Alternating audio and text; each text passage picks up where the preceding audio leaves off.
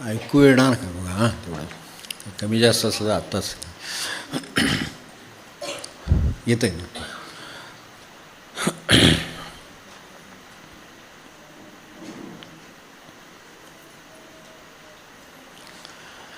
ज्या गोष्टी सहज असतात त्या असहज बनतात. तर याचं कारण तर ते एक सहज असलेली गोष्ट इथे आज विचार करूया की जी असहज होत.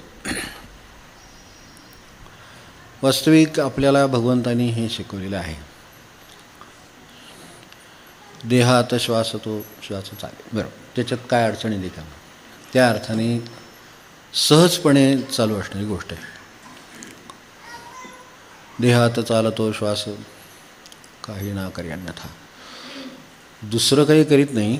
ते थोडा विचार केला पाहिजे आपण की देहात चालतो श्वास काही ना करी अन्यथा, तसा विश्वातला श्वास पाही शोधून कोणता.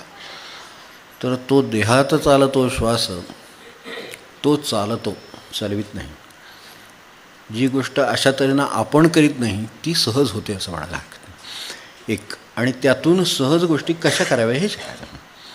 गोष्टी सहज कशा होत जातील. श्वास सहज चालतो ना. भगवंताने आपल्याला एक थोडी खूण देऊन ठेवली. हे चालू आहे, माझं लक्ष आहे नाही, मी प्रयत्न करतो न करतो, मी सध्या कामात आहे, मी गडबडीत आहे, सगळं तुमचं काही असू दे. तर ते जे काय असेल ते त्या सहजतेशी त्याचा काही संबंध नाही. त्याचा तो पद्धतीनं तो येतो, त्याच्या पद्धतीनं तो जातो. आणि तो त्याच्यासारखं नियमित काही नाही खरं सांगायचं. म्हणजे इतकं ते सहज आहे. येणंही सहज, जाणंही सहज. या अर्थाने याच्यासारखं दुसरं काही नाही. तर आता हे तर आपल्याला लक्षात येतं. विचार केला ह्याच्यावर रोजच विचार करायला पाहिजे कसा काय सहज चालतो. म्हणून आपल्याकडे रमणांचा ज्या वेळेला हा विषय झाला होता त्यावेळेला आपण 1 मिनिट शांत बसण्याचा प्रयोग केला. काही केलं नाही, फक्त श्वास कसा चालतो तेवढं फक्त बघितलं. ध्यान नव्हे, कुठल्या समोर आणलं नाही, देवी नाही, देवी नाही, काही नाही, कसली आराधना नाही, गुरु नाही, काही नाही, फक्त कसा चालतो तेवढं बघितलं.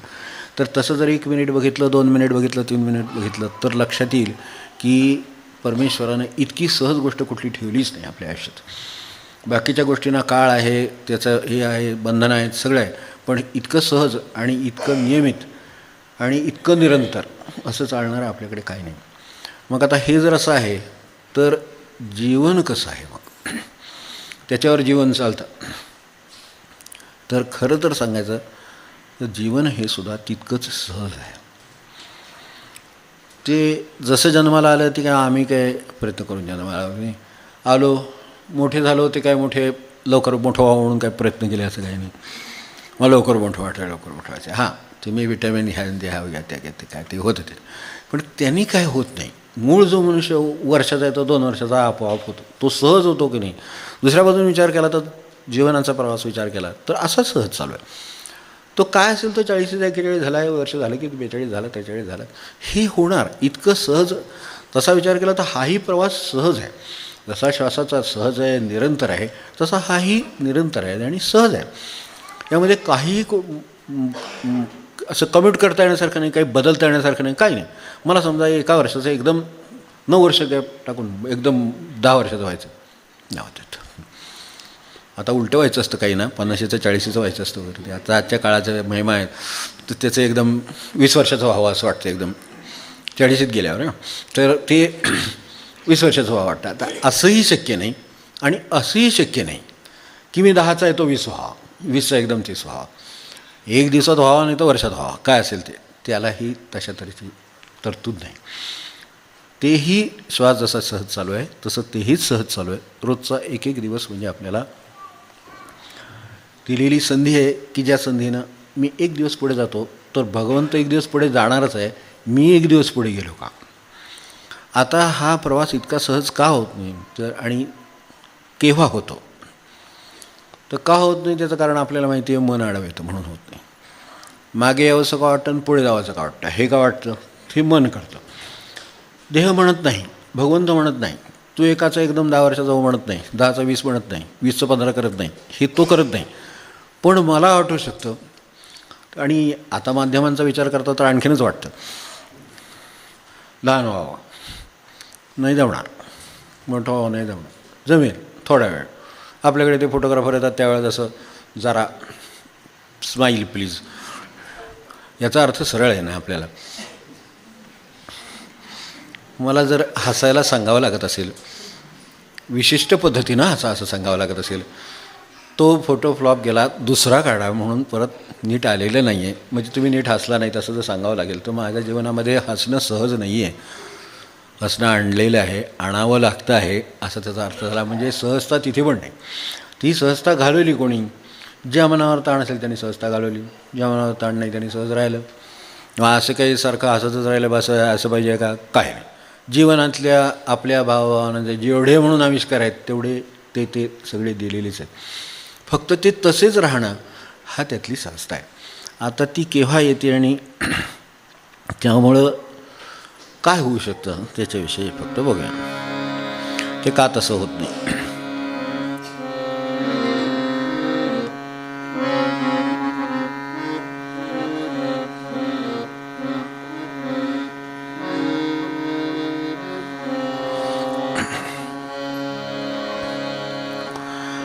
तन की कोई प्यास नहीं हो, तन की कोई प्यास नहीं हो, मन की कोई न आस, तन की कोई प्यास नहीं हो, मन की कोई न आस. आता याचा अर्थ असा समजायचा का की माणसाला ताण लागून नये वगैरे?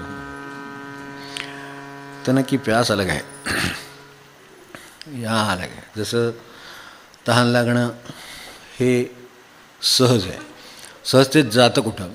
तर दोन गोष्टी आहेत, एक माणसाला शरीर आहे, एक मन आहे. आपण जसं मगाशी म्हटलं, सहजता घालवणारं कोण?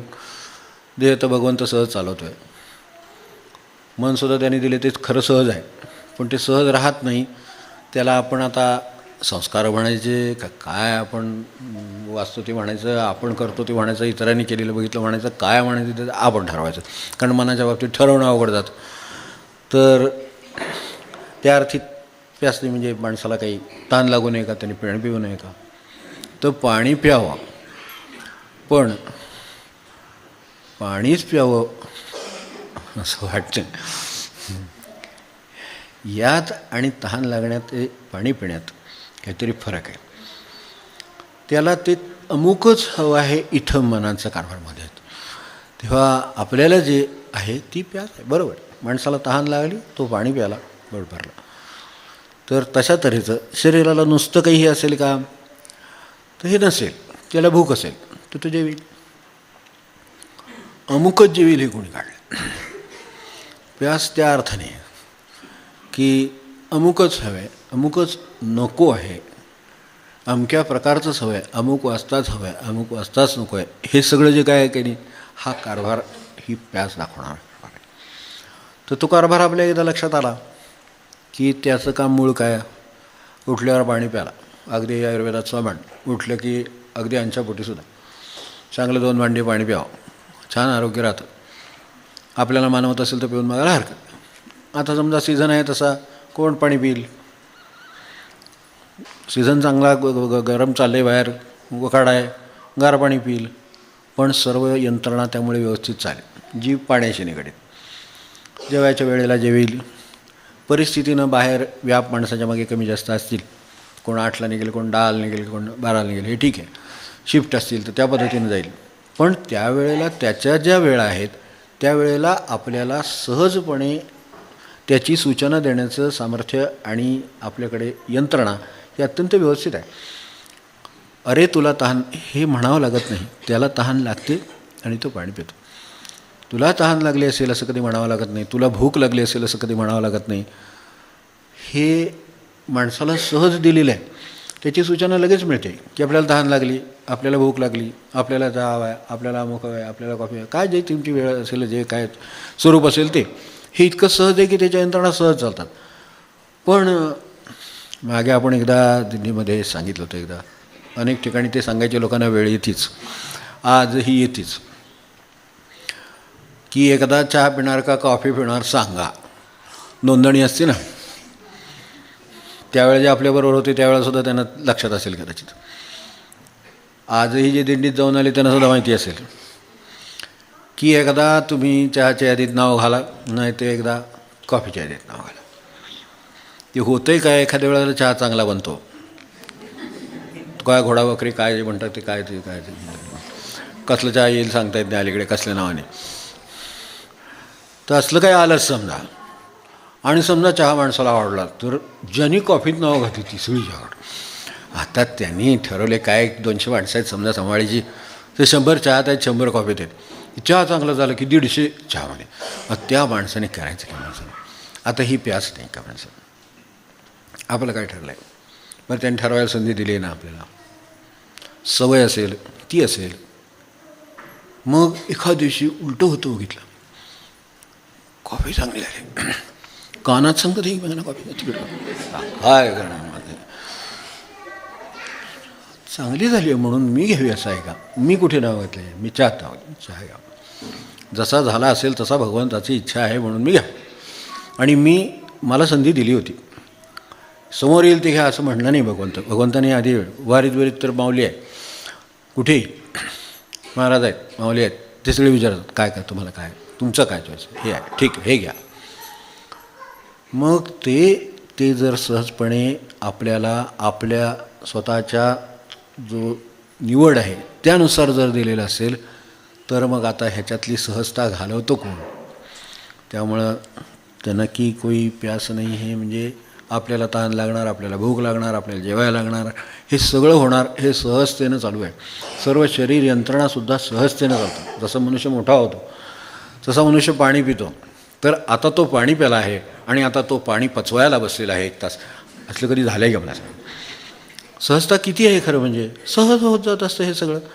पाणी प्यायला मनुष्य होतं बाप काम त्याच्या यंत्रणा एवढ्या व्यवस्थित आहेत. अन्न खातो, आता अन्न खाल्ल्यानंतर त्यांनी काय वरणभात खाल्ला समजा, काय भाजी भाकरी खाल्ली, काय खाल्लं, त्यांचे कामाला लागतात, ते आपलं काम व्यवस्थित करतात, काही आपल्याला अडचण नसते. पण दुसऱ्या दिवशी जळजळ कोणाला आहे मला सांगा. विठ्ठल विठ्ठल विठ्ठल विठ्ठल विठ्ठल विठ्ठल. म्हणून तन की कोई प्यास नाही हो, मना की कोई नास. मनाला आस सोडत नाही, आसक्ती आहे. तर त्याच्यातली आता तहानभुकेत आपण पाहिलं, त्याच्यात तर काही उदर भरणं नव्हे जाणीजे यज्ञकर्म इथपर्यंत जायचं आहे आपल्याला ना. म्हणतो ते सगळं झालं की जेवायला बसायचं आहे, तर तसं काही राहिलेलं नाही. खरं सांगायचं तर मूळ उदर भरणं एवढंच मूळ मुद्दा आहे खरं सांगायचं. आता लोक म्हणतात की असं काय म्हणजे किती हे खाली आलं ना, उदर भरणं म्हणजे खाली नाही आलेलं, ते बरोबर आहे, ते नैसर्गिक आहे. तर त्यासाठी जे काय आपल्या घरातलं पद्धत असेल, अन्न असेल, आपल्या नेहमीची खाण्याची सवय असेल ती बरोबर आहे. आता त्याच्यात हे घाल, त्याच्यात ते घाल, त्याच्यात ते घाल करून जे काय आपण करणार आहे ती प्यास आहे. मग तन की कोई प्यास नाही हो, मन की कोई नास. मनाने काय त्या अर्थाने इच्छा नाही, मन आपलं काम करतं आहे. मला सांगा, मनामध्ये सर्व सद्भावना सर्व सगळं ठेवलेलं आहे, त्याप्रमाणे काम सुरू आहे. करुणा आहे, नम्रता आहे, सगळ्या गोष्टी असंख्य गोष्टी ठेवलेल्या आहेत, कृतज्ञता आहे, कितीतरी गोष्टी ठेवल्यात. ह्या सगळ्या आपापल्या परीनं आपल्या त्या वेळेला जर केल्या गेल्या, उपकार आहे, जाणीव आहे. समजा आपल्याला कोणाच्या विषयी काय दया आहे तर दया अंतःकरणात हजर आहे, तर ती सगळ्या ह्या गोष्टी हजर आहेत, तर ते सहज आहे. पण आस निर्माण झाली त्याची की हे हवेपणात गेलं. आधीचं आहे ते सहज आहे, हवेपणा त्याची आस झाली की त्याचा हवेपणात गेला. तर त्या अर्थाने आस म्हणून नाही. आता मनाचा तर भाव आहे, आता सहजीवन आहे, समूह जीवन आहे, हे मनाच्या त्याच्या पातळीवर दिलेलं तरी त्याची योग्य सहज गोष्ट आहे ती, की मनुष्याच्या त्यानं आणि असावंच. एकांतात राहणाऱ्यांची गोष्ट वेगळी आहे आणि ती कधीतरी असेल, पण सर्वसाधारण माणसाला सोबत ही सहज मनाला दिलेली आहे. पण ही जी सोबत दिली त्याच्या पलीकडे तो जायला लागला की त्याला आस सुरू झाली. आस नेहमी आसक्तीत देऊन ठेवते. आसक्तीने आजपर्यंत कुठेही मनुष्य सुखी झालेला नाही कशातच. आणि मनाची आसक्ती कशाबद्दल असेल हे सांगता येत नाही. इकडे शरीराला निदान काय जास्त, अगदी मी वस्त्रापर्यंत सगळं म्हणतो, हे इथपर्यंत सगळं आहे. पण तिकडे काय आहे तर तिकडे काही नाही. मन की कोई ना आस. त्या अर्थाने आस काय करते तर सहज प्रवास आहे तो रंगाळते, तो गोंधळ होते, गुंतायला होते. हे सगळं जे गुंतण्याचा कार्यक्रम आहे ना, हा सगळा मनाचा आहे. कारण त्याला ते हवेपणाकडे गेलं. जर मन की कोई ना आस असं असेल तर काही अडचण नाही. इतका सद्भावाने मनुष्य जगू शकेल आणि त्यामुळं त्याचं जीवन तर सुखी आणि सरळ राहीलच, पण बरोबर इतरांचंही सगळ्यांचं सरळ राहील, सुखी राहील, शांत राहील. आज स्वास्थ्य हा सर्वात मोठा प्रश्न झालेला आहे. तो का झाला तर ते हे दोन गोष्टी सहज राहिल्या नाहीत म्हणून. तन की कोई प्यास नाही हो, मन की कोई नास. ती जर समजा हवेपणात गेली ना, हवेपणा आलं की गुंतणं आलं, ठेवून घेणं आलं, रेंगाळणं आलं, काही त्याचे एकदा हवेपणा लागला माणसाला की तो सोडतच नाही. त्यामुळं हवेपण हा एक महाराजांनी सांगितलेला आपल्याला कल्पना आहेच, पण त्याच्याबरोबर हवेपणाबरोबर नकोपणा पण आहे. हव्याला नको आहे कारण इथे द्वैत आहे सगळं. त्यामुळे मन द्वैत करू इच्छितं. मनाला काही नाही, जे नको असेल ते नको असेल, जे हवं असेल ते हवं असेल, इथपर्यंतच ते काय खरं आहे. पण त्याच्यापुढे ते हवेपणात गेलं, नकोपणात गेलं की टाळील तरी मनुष्य, नाहीतर कवटाळील तरी. दोन्ही गोष्टी आहेत. जी काय वस्तू आहे, जे काय मनुष्य आहे, जे काय असेल ते व्यवहारात काय असेल त्याचं ते इस्टेट असेल, तो कवटाळून ठेवेल. कारण मन कवटाळून ठेवतो. मला सांगा, आता एवढे 50 एकर जमीन आणि 10 एकर जमीन काय कवटाळून ठेवायची का आपल्याला? शक्य आहे का? तिथे उभं राहायला आपल्याला किती फूट लागतात? 2 फुटाच्या पावलात मनुष्य समजा, काय 1 फुटाच्या पावलात राहिला, 6 फुटाच्या, तर तेवढीच त्याला जागा लागते उभं राहायला. How much land does a man need? आपण वाटली ना गोष्ट. ट्रान्सफरला का लिहावं लागलं तर त्याच्या पलीकडे चाललं म्हणून लिहावं लागलं. तर त्यामुळे पुढची सगळी अडचण निर्माण झाली. मग शेवटी त्याला किती जागा लागली? 3.5 फूट. मग त्या वरच्या 100 एकराचं आता काय करायचं? आता मोफतवारी जाणार. म्हणजे त्याचे वाटेकरी ठरलेले असतात. दत्तक औरस नवरस काय असेल ते, आणि कोर्ट, वकील, हे त्याचे वाटेकरी आहेत. रामकृष्णाने सांगितले, आपल्याला कल्पना असेल की त्याचे वाटेकरी कोण कोण असतात ते. आपण आजच्या काळानुसार आणखीन थोडी भर पडली असेल. मध्यस्थ असतील, परत काय असेल ते कोणाच्या वाट्याला जाणार? त्याच्या. याच्या वाट्याला किती येणार? 3.5 फूट. आता 3.5 फूटसुद्धा मनुष्याचा देह पुरला तर, जाळला तर चिमूट, त्या 100चं काय? त्यामुळं काय असावं हे ह्याच्यात म्हणण्याचं मत आहे. तन की कोई प्यास नहीं हो, मन की कोई नास. मग काय करता येतं? तन की कोई प्यास नहीं हो, मन की